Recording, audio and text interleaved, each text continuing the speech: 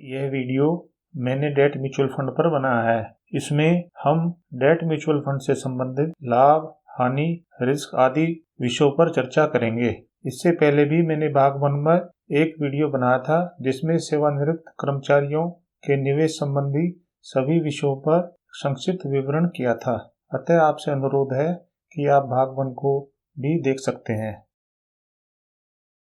Debt mutual fund क्या है? Debt mutual fund fixed income instrument जैसे बॉन्ड और ट्रेजरी बिल में निवेश करता है।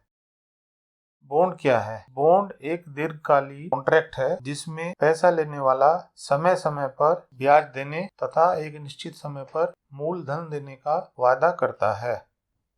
हमको म्यूचुअल फंड में निवेश के बारे में क्यों सोचना चाहिए? इसका कारण यह है, हमको बैंक में ब्याज लगभग 6% मिल रहा है और महंगाई दर भी लगभग 6% के आसपास है। अतः हमको लगभग 0 के बराबर ही ब्याज वास्तव में मिल रहा है और इसके ऊपर हमको इनकम टैक्स भी देना पड़ सकता है, जिससे हमारा रिटर्न निगेटिव भी हो सकता है। इस स्लाइड में हमने यह डिस्कस किया है कि डेट म्यूचुअल फंड में हमारा टैक्स कुछ अवस्था में कम हो सकता है। डेट म्यूचुअल फंड में जो किया गया निवेश कैपिटल गेन टैक्स में आता है और short term capital gain tax debt mutual fund के लिए 15% है तथा long term capital gain tax 20% है इंडेक्सेशन के साथ। इंडेक्सेशन से हमको इन्फ्लेशन का बेनिफिट मिल जाता है, अतः हमारा टैक्स इन्फ्लेशन को ध्यान रखकर कम हो सकता है। इस स्लाइड में हमने इंटरेस्ट रेट और इन्फ्लेशन दोनों को डिस्कस किया है। इन्फ्लेशन की वजह से पैसे की वैल्यू लगातार कम हो रही है। यदि महंगाई दर 6% हो तो 100 रुपये की वैल्यू 5 साल बाद 74 रुपये के आसपास हो जाएगी और 10 साल के बाद इसकी वैल्यू लगभग 56 रुपये हो जाएगी।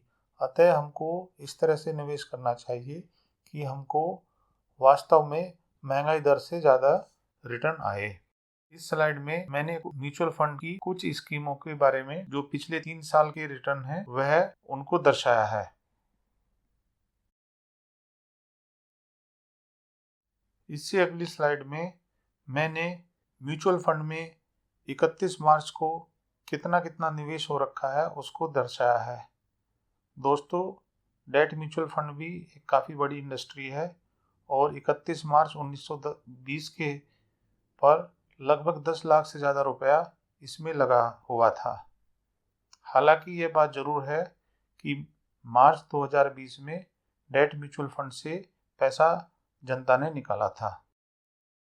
अब हम डेट म्यूचुअल फंड से संबंधित रिस्क को देखें। पहला कारण तो यह है कि हमारा जो भारतीय डेट का म्यूचुअल फंड का मार्केट है उसमें डेप्थ बहुत कम है। ऐसा इसी साल हुआ है कोविड के बाद में कि कुछ म्यूचुअल फंड अपने डेट इंस्ट्रूमेंट को नहीं बेच पाए। जनता अपना पैसा वापस लेना चाहती थी, जिसने बाध्य किया म्यूचुअल फंड को कि वह अपने बॉन्ड मार्केट में बेचे और बेचकर जनता को पैसा दें, मगर उनके बॉन्ड मार्केट में नहीं बिक पाए और एक विशेष म्यूचुअल फंड ने अपनी 6 स्कीमों को बंद किया। दूसरा रिस्क इंटरेस्ट रेट रिस्क है। जैसे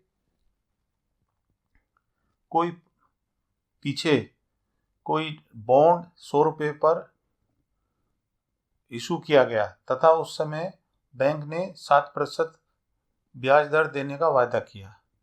यदि आज उसकी ब्याज दर, आज जो नए बॉन्ड इशू हो रहे हैं, यदि वो 8% पे इशू हो रहे हैं तो पहले जो इशू हुआ बॉन्ड है 7% की दर से, उसकी वैल्यू 100 रुपये नहीं रहेगी, वह उससे कम हो जाएगी। क्योंकि कोई बेवकूफ़ नहीं है। यदि 100 रुपये के बॉन्ड पर आज 8% ब्याज मिल रहा है तो पुराने 100 रुपये के बॉन्ड पर 7% कौन ब्याज लेगा? तो ऐसा होल्डर उसको तुरंत बेचने की कोशिश करेगा, जिससे उसकी मार्केट में वैल्यू कम हो जाएगी। लॉजिकली यदि तो उसकी वैल्यू 100 इंटू 7/8 के बराबर होनी चाहिए, मगर मार्केट में एग्जैक्टली इस तरह से कैलकुलेशन नहीं होती, मगर हाँ, इसके आसपास ही उसकी वैल्यू रहेगी। अतः यदि इंटरेस्ट रेट बढ़ते हैं तो बॉन्ड की वैल्यू कम होती जाएगी और यदि भविष्य में या आने वाले समय में या वर्तमान में इंटरेस्ट रेट घट रहे हैं तो पहले की इशू हुए बॉन्ड की वैल्यू बढ़ने लगेगी। यदि आज 6% बॉन्ड पर नया इशू आता है और पिछले वाले बॉन्ड पर 7% मिल रहा है तो नेचुरली ग्राहक उसको खरीदने की कोशिश करेंगे तो उसकी वैल्यू 100 रुपये से ज़्यादा हो जाएगी। तो बॉन्ड के प्राइस और इंटरेस्ट रेट में इनवर्स का रिलेशनशिप है। यदि इंटरेस्ट रेट बढ़ता है भविष्य में तो बॉन्ड की प्राइस कम होगी, और यदि इंटरेस्ट रेट घटता है तो बॉन्ड की प्राइस बढ़ेगी। तो इससे ये हमारा रिस्क है कि हमने 100 रुपये का बॉन्ड लिया, पता चला कि इंटरेस्ट रेट बढ़ गए और हमारे बॉन्ड की वैल्यू 100 रुपये के बजाय घटकर 45 से 90 रुपये हो गई, तो उसकी म्यूचुअल फंड की NAV पर फर्क पड़ेगा, और यदि हम उसको कहीं बीच में बेचना चाहें तो हमको कम पैसे मिलेंगे। दूसरा रिस्क क्रेडिट रिस्क है।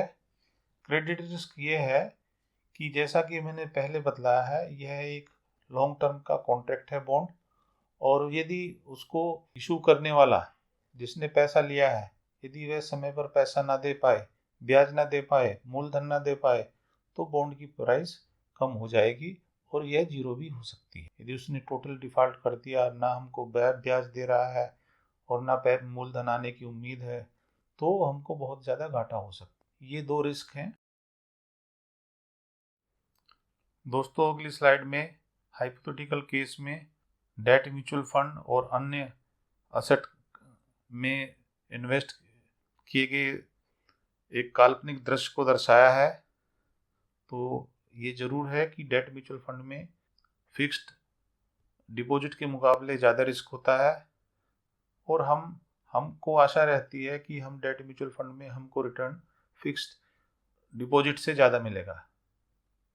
मगर एसोसिएटेड जिससे, जैसा कि हमने इससे पहली स्लाइड में देखा है, वो भी हैं, तो हमको पैसा अपना खूब सोच समझकर ही निश्चित करना चाहिए। इस समय मार्केट कंडीशन काफ़ी ख़राब है। RBI ने अभी 2-3 दिन पहले अपनी MPC की मीटिंग के बाद पॉलिसी घोषित की है, जिसमें उन्होंने रेपो रेट और रिवर्स रेपो रेट को सेम रखा है, कोई उसमें बदला नहीं है। इस टाइम रेपो रेट 4% है, तो आप ये सोच सकते हैं। और RBI का जो स्टैंस है वो अकोमोडेटिव स्टैंस है, तो उससे ये आशा है कि भविष्य में इंटरेस्ट रेट और कम हो सकता है। तो यदि RBI का रेपो रेट 4% है तो गवर्नमेंट सिक्योरिटीज और बैंक की FD और दूसरे बॉन्ड में जो यील्ड है, जो रिटर्न है, वह कम ही बना रहेगा। तो हमको सभी बातों को ध्यान रखते हुए, रिस्क को देखते हुए निवेश करना चाहिए। निवेश से पहले हमको अपने कंसल्टेंट से सलाह करनी चाहिए और अपने पैसे के जोखिम को मिनिमाइज करना चाहिए। दोस्तों, यदि आपको ये वीडियो अच्छा लगा तो आप इसको सब्सक्राइब कीजिए।